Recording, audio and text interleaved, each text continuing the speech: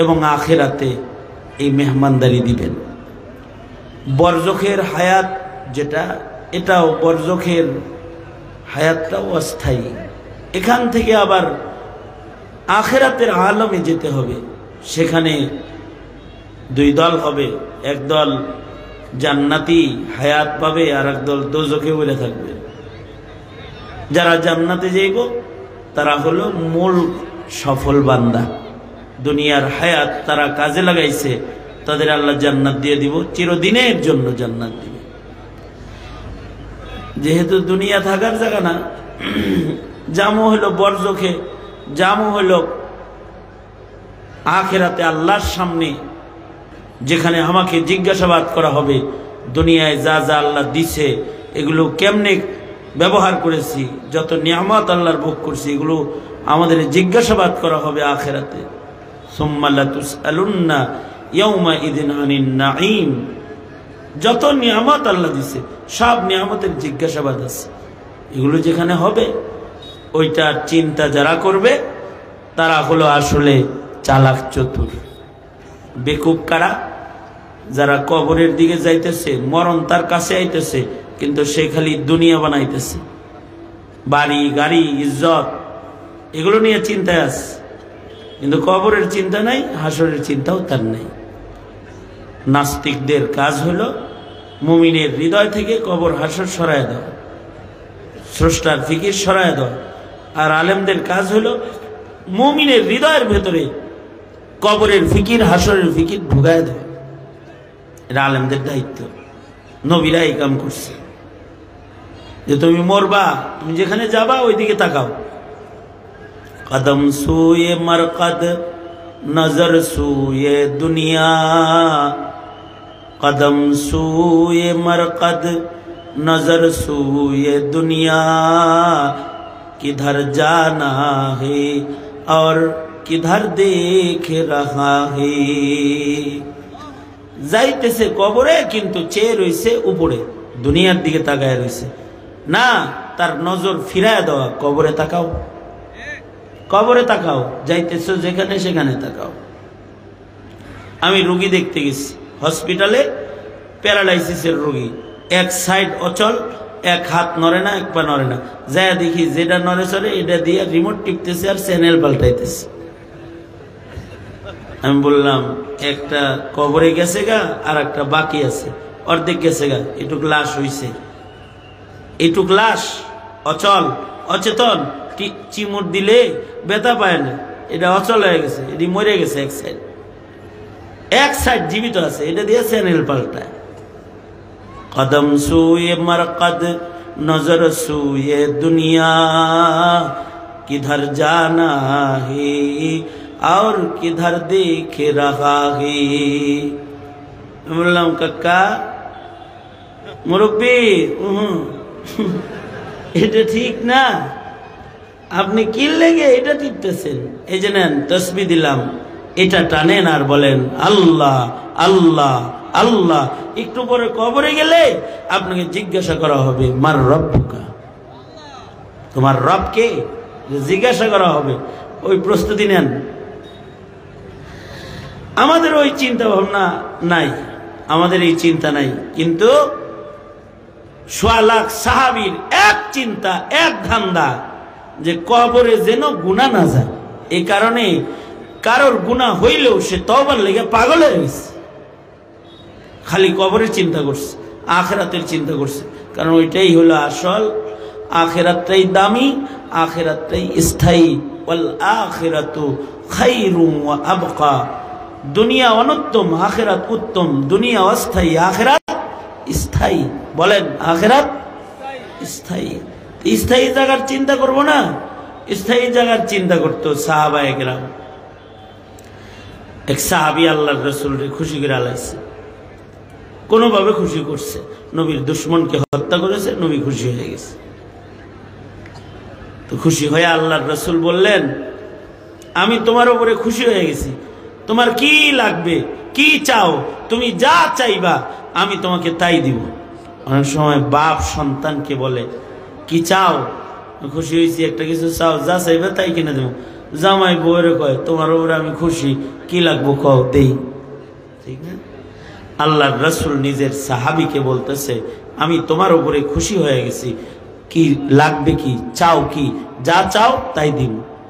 নবীজি বলছে এই কথাটা। সাহাবী কি কয়? সাহাবীর চিন্তা তো খালি কবরের, আখিরাতে। সাহাবী বলে আল্লাহর নবী আপনার হাতের এই লাঠিটা দেন। লাঠি, নবীর হাতের লাঠি নিতেছে।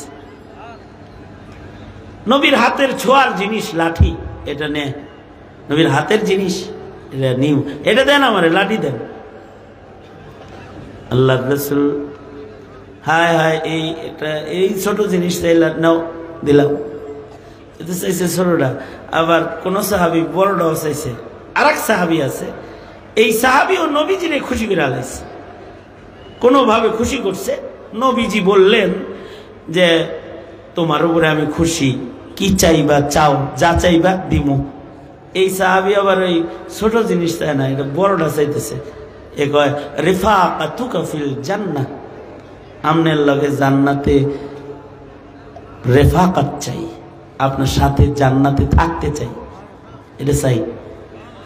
আল্লাহর রাসূল বললেন নবীর সাথে জান্নাত বেশি বড় চাইয়া ফেলাইছো, আর একটু ছোট করে চাও। নবীজি এরে বলতেছেন তুমি আরো ছোট করে চাও, বেশি বড়টা চাইয়া ফেলাইছো। যে বড়টা চাইছে তারও ফিকির হলো আখিরাত, আর যে ছোটটা চাইছে তারও ফিকির আখিরাত। সাহাবী বলে রিফাকাতুকা ফিল জান্নাহ, আমি আপনার রিফাকাত চাই, জান্নাতে আপনার কাছে থাকতে চাই। আল্লাহর রাসূল বলে অন্য কিছু চাও? সাহাবী কয় না, যেটা চাইছি এইটাই দিবেন আপনি, এইটাই চাই আমি, এটা আমার দিতে হইবে।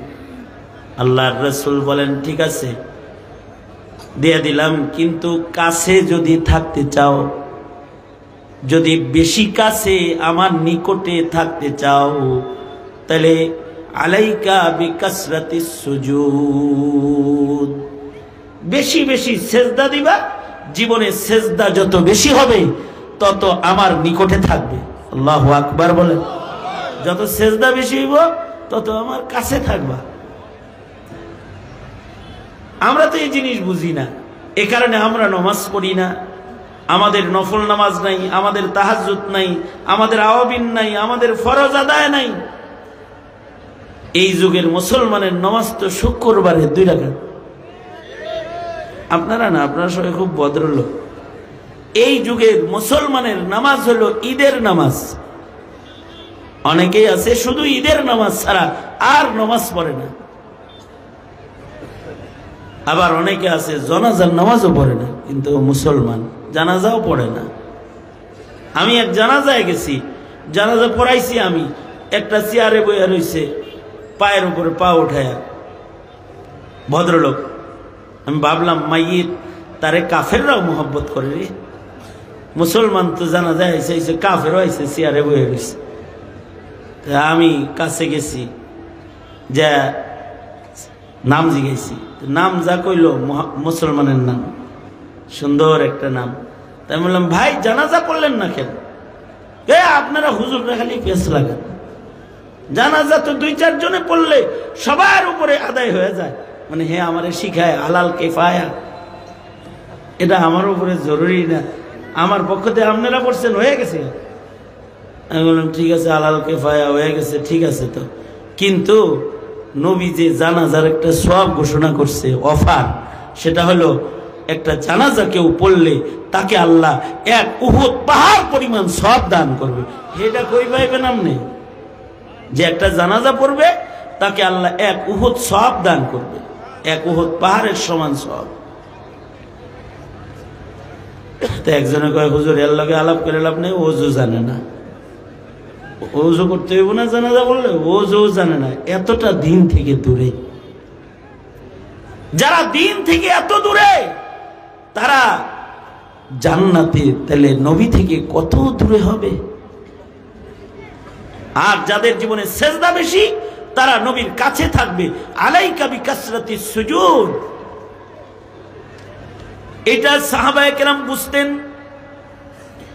এ কারণে ১৬ লক্ষ সাহাবীর গুণ হলো ফি উজুহিহিম মিন আসারিস সুজুদ, সাহাবীদের চেহারার ভিতরে সেজদার দাগ। কারণ সাহাবী জানে জীবনে যত সেজদা বেশি হবে তত নবীর কাছে থাকা যাবে। সেজদার দাগ হলে আল্লাহর প্রিয় হওয়া যাবে। মায়ের দাগ হলে দলের প্রিয় হয়।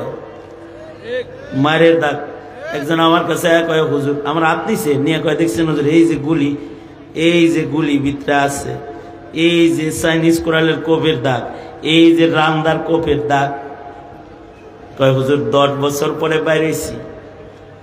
কি আপনি কি বিএমপি করেন? কয় জি হুজুর। বড় নেতা মনে হয়? কয় জি হুজুর। দেন না এর লেগে আমার মারছে, আমি বাইরে থাকলে হুজুর আমার মায়ের আলাইতো। দেন না কত মায়ের দাগ। আপনি কি নিয়ত করছেন? আপনি শোধ লইবেন না, আপনার যে মাইরটা দিচ্ছে এটা শোধ লইবেন না, কিছু কয়টায় না। আমি কই ভালো হয়ে যান, ভালো হইতে পয়সা লাগে না।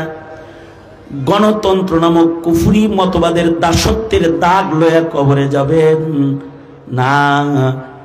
একাত্মবাদ বিশ্বাসী আবেদের কিছু ইবাদতের দাগ দেহের ভেতরে লাগায় কবরে যান। নমাজ কালাম পড়েন, সেজদা দেন, কপালে সেজদার দাগ লন। হতে পারে সেজদার দাগের কারণে আল্লাহ কবরের আযাব মাফ করে দিবে, হতে পারে। সুতরাং যারা নমাজ পড়ো না, যাদের দেহে সেজদার দাগ নাই, সেজদার দাগ লও। হাঁটুর মধ্যে যেন সেজদার দাগ থাকে, পায়ে যেন বসতা নমাজ পড়তা দাগ থাকে, কপালে যেন সেজদার দাগ হয়। সাহাবীদের সবার কপালে সেজদার দাগ ছিল, কারণ সাহাবীরা জানতো সেজদা বেশি, আল্লাহর রাসূলের কাছাকাছি বেশি। ফি উজুহিহিম মিন আসারিস সুজুদ, তাদের চেহারায় সেজদার দাগ ছিল।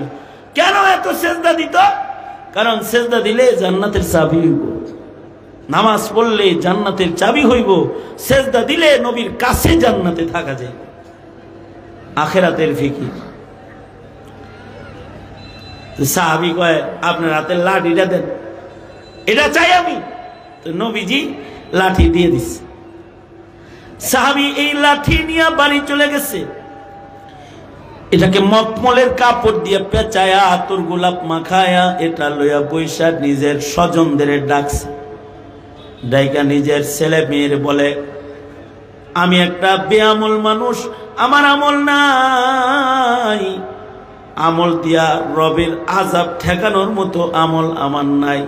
তবে আমার নবী আমার উপরে খুশি হইয়া এই লাঠিটা আমারে উপহার দিছে। এই লাঠিটা আলমারিতে মখমলে পেঁচায়া রেখে দিলাম। যেদিন আমার লাশ কবরে নামাইবা, আমার কবরের লাশের সাথে এই লাঠিটা আমার সাথে দাফন করে দিবা। এই লাঠি প্রমাণ করবে আমার নবী আমার উপরে খুশি। নবীর হাতের লাঠি যে কবরে থাকে, ও কবরে আল্লাহ আশা করা যায় আযাবের লাঠি বাড়াইব না। আর নবীর লাঠি হাতে নিয়ে যদি হাসরে দাঁড়াই, এই লাঠি প্রমাণ করবে আমার উপরে আমার রাসূল খুশি, তো আমার আল্লাহ আমার উপরে খুশি হয়ে যাবে। আখিরাতের ফিকির তুমি করছো কয় বেলা? আখিরাতের ফিকির কবরে যাইবে না। কবরের ফিকির কয় বেলা করছো?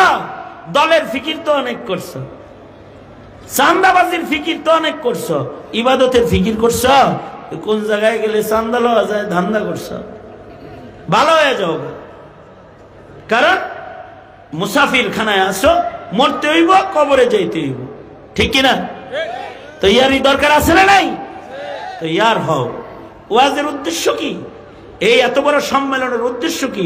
উদ্দেশ্য হলো মানুষকে আখিরাতমুখী করা, মানুষকে ইবাদতের দিকে ঘুরায় দেওয়া, তার নজর কবরে ফেলায় দেওয়া, তার নজর হাসরে ফেলায় দেওয়া, বিচারের দিবসের দিকে ফেলায় দেওয়া। হ্যাঁ, আল্লাহ পাকের গিরিফ থেকে বাঁচতে হবে, দোজখ থেকে বাঁচতে হবে, এটাই ফিকির। যুদ্ধের ময়দান থেকে আল্লাহর রাসূলের সামনে অনেকগুলো মহিলা কয়েদি গ্রেফতার হয়ে আসছে। হাদিসে আছে মহিলা কয়েদি অনেকগুলো গ্রেফতার হয়ে গেছে। এর ভিতরে একটা ধনী ঘরের মেয়ে আছে যার হিজাব নাই, চেহারা ঢাকা না, হিজাব নাই, কয়েদি। নবীজির কাছে পর্দার গুরুত্ব কত ছিল। তুমি তো তোমার মেয়ের হিজাব পরাও না, তুমি তোমার বোনকে হিজাব কিনে দাও না, তুমি তোমার মাকেও বুরকা কিনে দাও না, তুমি হিজাব থেকে দূরে। কিন্তু রাসূলের কাছে হিজাবের গুরুত্ব কত। কাফের মুশরিক গ্রেফতার হয়ে আছে, আল্লাহর রাসূল বলে এই নারীর হিজাব কোথায়? সাহাবীরা কয় কয়দিন আবার হিজাব কিসের? আল্লাহর রাসূল বলে না, ও হিজাব না পড়লে মুমিনদের ওর উপরে নজর পড়লে তাদের হৃদয়ের ভেতরে ঈমানের উপরে আক্রমণ হবে। ওরে হিজাব পড়াও। হিজাব কই পাইব? কারোর কাছে হিজাব না চায়া আল্লাহর নবী সাইয়্যিদুল মুরসালিনের কাছে হিজাবের কত গুরুত্ব। আল্লাহর রাসূল নিজের মুআজ্জম চাদর, যেটা গায়ে চাদর ছিল আল্লাহর নবী, এই চাদর খুইলা সাহাবীর হাতে দিয়া বলে এটা দিয়া ওর চেহারা, মুখ, ওর দেহ, মুখমণ্ডল ঢেকে দাও। নবীর চাদর নবী দিয়ে দিছে। নবীজির গায়ের একটা চাদর মুশরিকের মাথায় যাইতেছে, এটা দেখা সাহাবী চিল্লান শুরু করছে। সাহাবীরা, কারণ সাহাবীদের ধান্দা হলো নবীর গায়ের কোনো কিছু যদি আমি দখল করতে পারি আর যদি এটা কবরে দিতে পারি, কবরের আযাব মাপ। যেমন খাদিজাতুল কুবরা আল্লাহর রাসূলকে বলেছিলেন, ও আল্লাহর নবী, আমি মরে গেলে আপনার গায়ের একটা জামা আমার কাফন বানায়া দিয়ে দিন, আপনার জামা প্রমাণ করবে আমি আপনার দলের।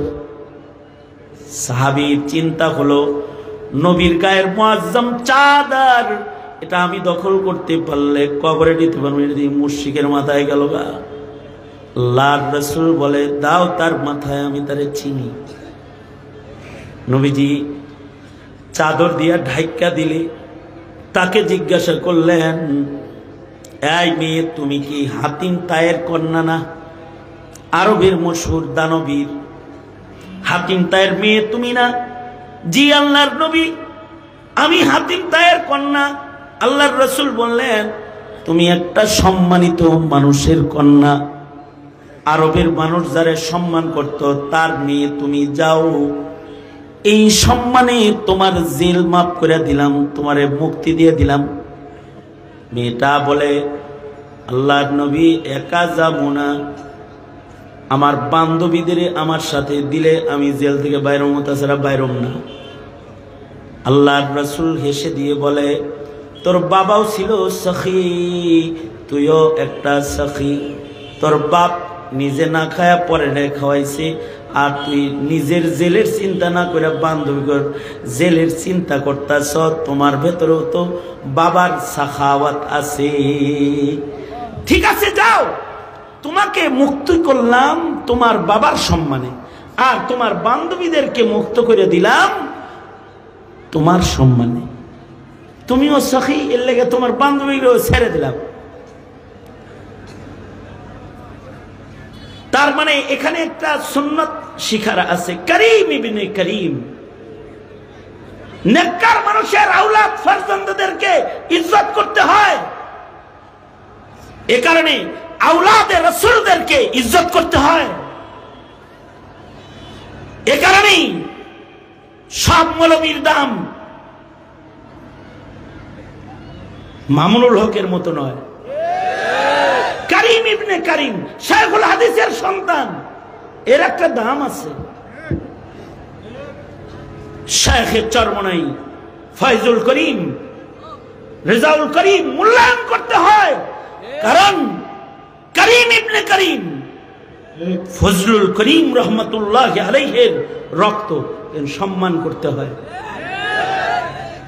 3 পয়সার বৈরাগী মামুনুল হকরে গালি দাও, হ্যাঁ, পাগড়ি মাথায় দিয়া বেয়াদব, দাঁত ফলায়া দেওয়া দরকার। তো কাকে গালি চিনিস নাকি তুই?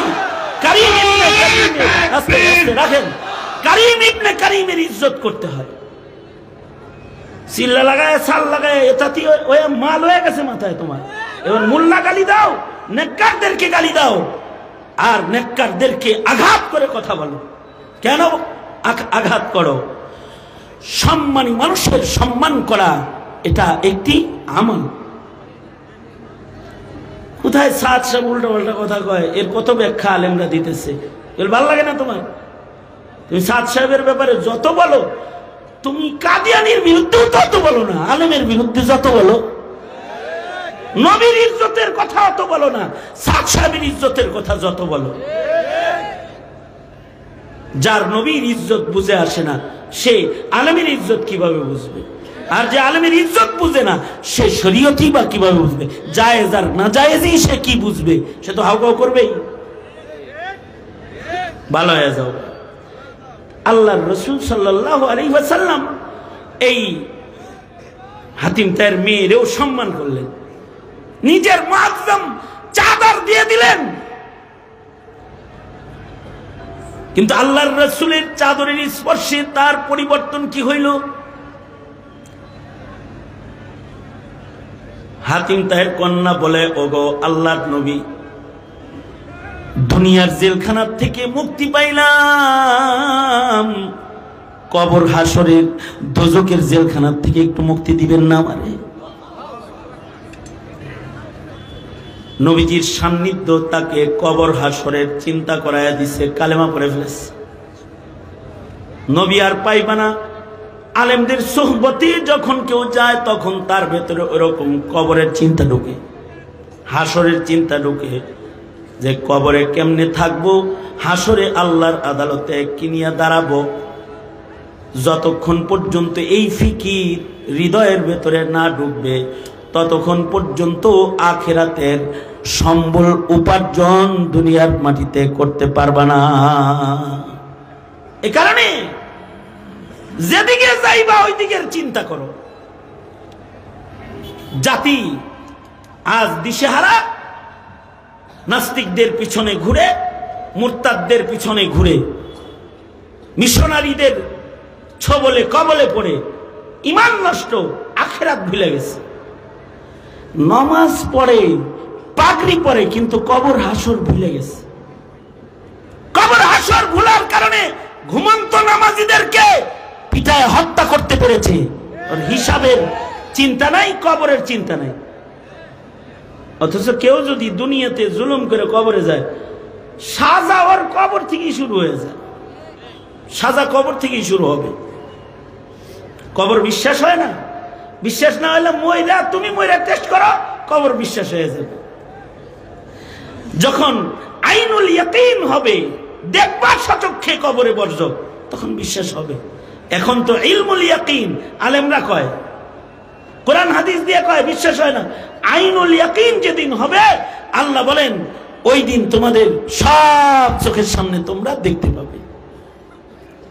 আলহাকুমুত তাকাসুর হাত্তা যুরতুমুল মাকাবির কাল্লা সাউফা তা'লামুন সুম্মা কাল্লা সাউফা তা'লামুন কাল্লা লাউ তা'লামুনা ইলমাল ইয়াকিন লাতারাউন্নাল জাহিম সুম্মা লাতারাউন্নাহা আইনাল ইয়াকিন। চোখে দেখতে পাবা সব, মরার সাথে সাথে। এ কারণে আকাবিররা কবরের চিন্তা খুব করত।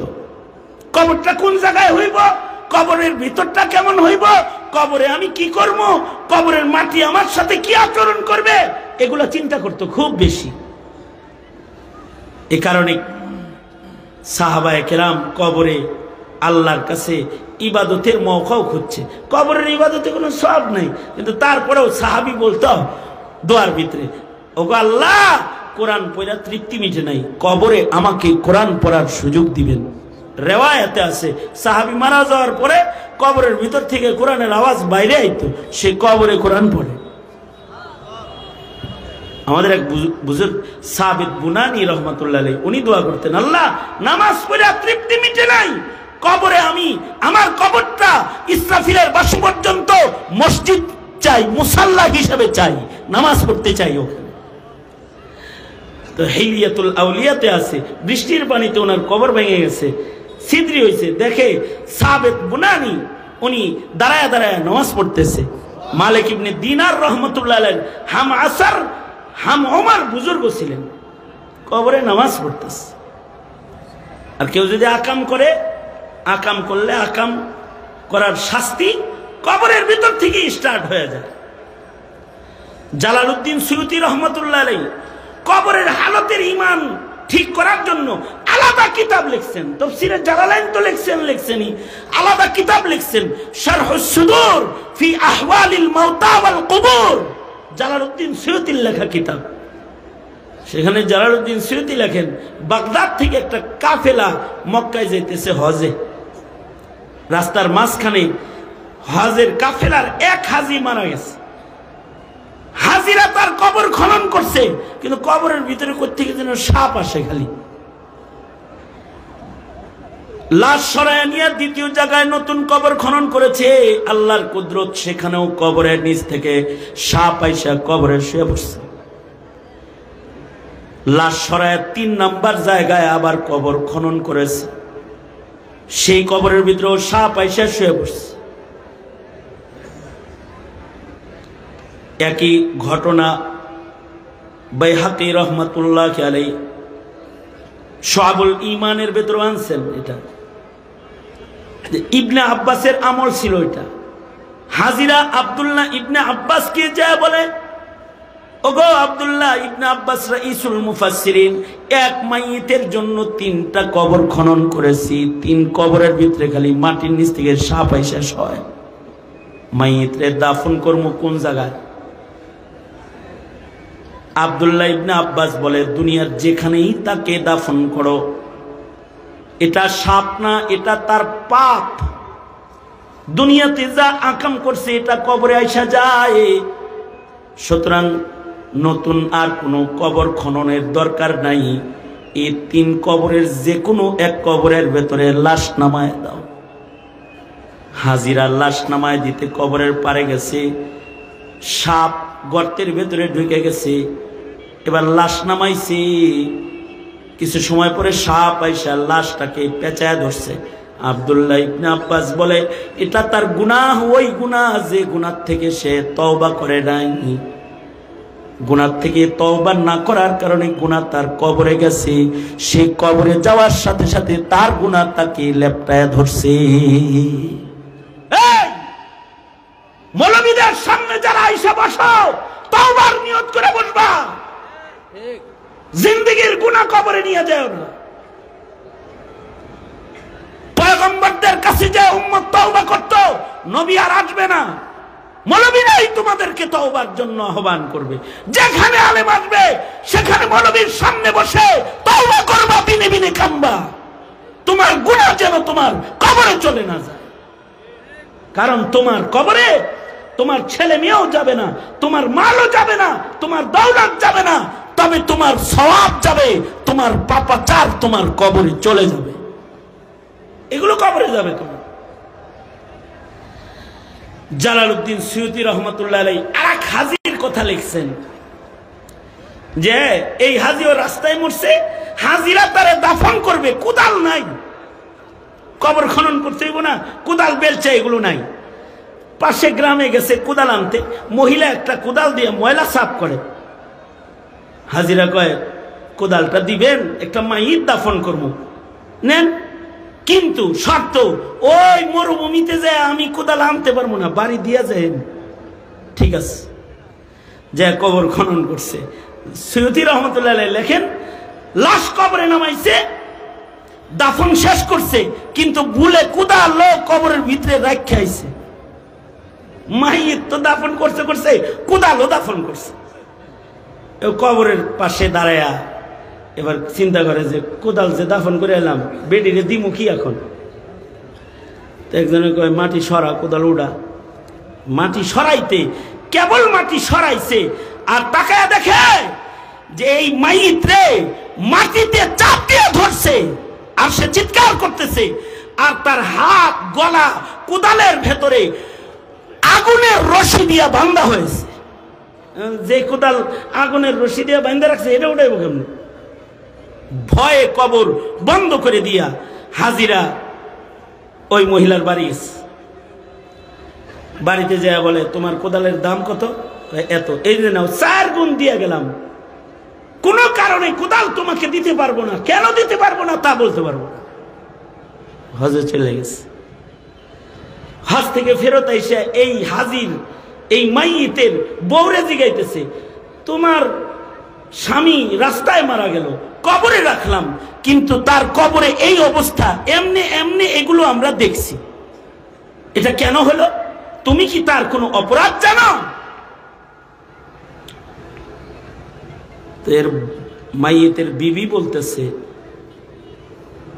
ঠিক সে যে জুলুমটা করছে আল্লাহ তার সাথে সেই জুলুমটা করছে। কি জুলুম করছে?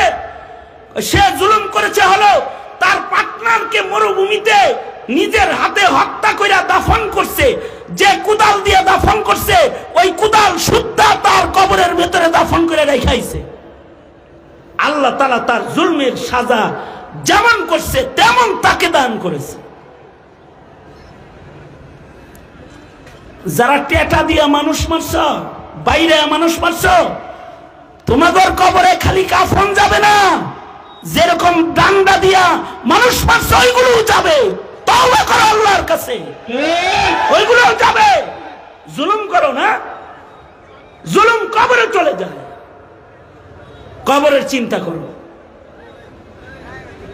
সুতরাং এই মহাসম্মেলন উদ্দেশ্য হলো কবর হাসরের ফিকির মানুষের ভেতরে প্রবেশ করানো।